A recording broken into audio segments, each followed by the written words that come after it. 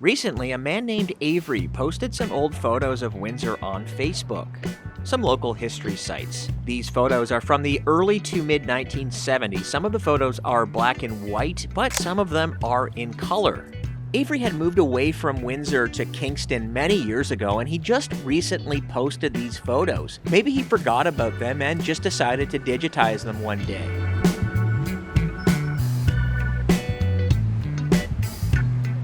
Needless to say, myself and other Windsor history lovers were just very happy to see these. These photos are a slice of life of the city from an era that I'm really not familiar with. Notice the Canadian flag at the foot of Olette Avenue. It was one photo in particular that caught my attention. Take a look at the bus at the foot of Olette Avenue. It's a double-decker bus.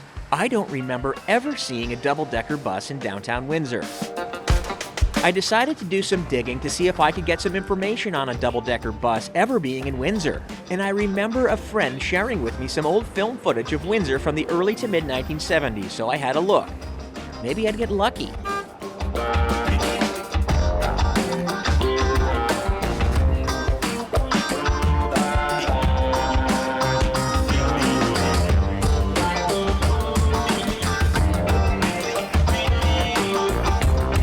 So much has changed, I find it difficult to get my bearings with this footage sometimes.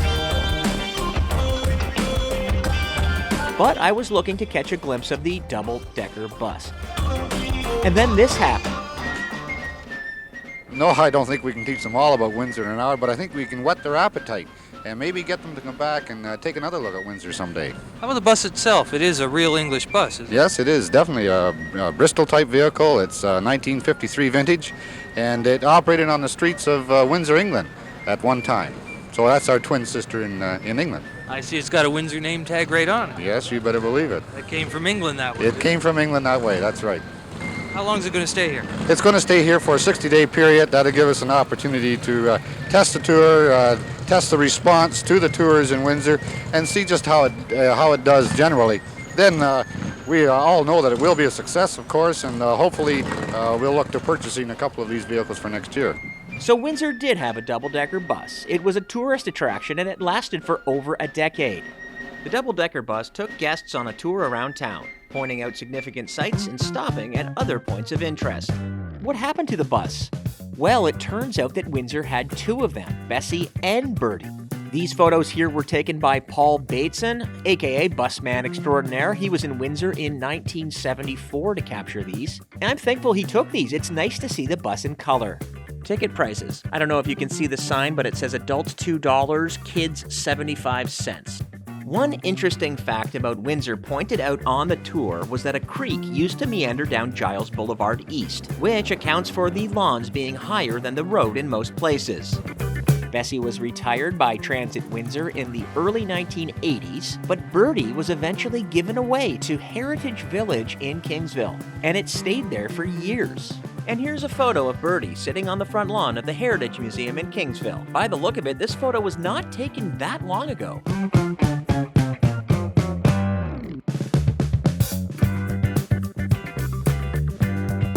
Check this out. Notice the difference between Bertie and Bessie. Check out the hood.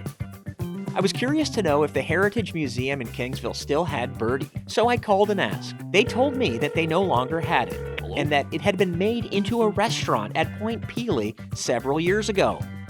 Restaurant? Bertie's Perch? That's it.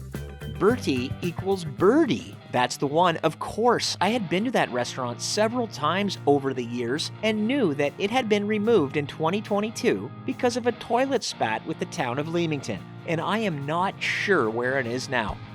Hopefully it's still around. Wouldn't it be great if they could restore this old vehicle and have it cruising up and down the roads of Essex County? Back to 1974 for a quick look around the riverfront.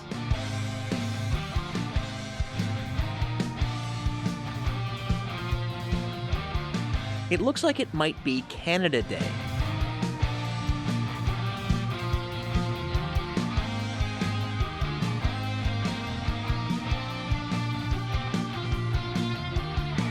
Is that Mark Monforton with a push broom?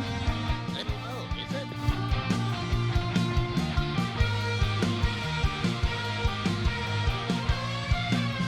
Notice that there's no sign of the Rensen. Construction of the Rensen began in 1973 and was not completed until 1977.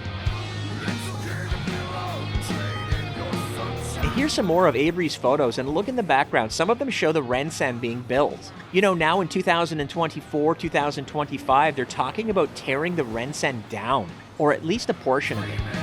And I'd like to thank Avery one more time for sharing these amazing photos. They are truly spectacular. Look how colorful everything is. It's amazing how much things have changed in the past 50 years.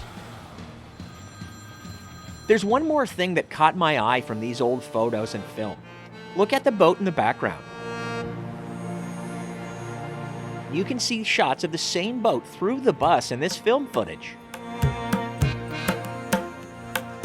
I've overlaid this mystery ship with the ship that I thought it looked like.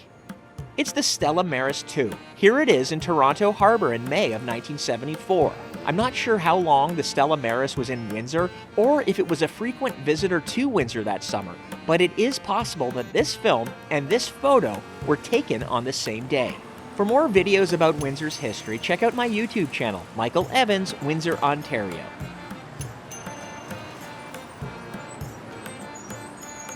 Did you ever take a ride on Bessie or Birdie? Did you take any photos? I would love to see them. Let me know in the comments section.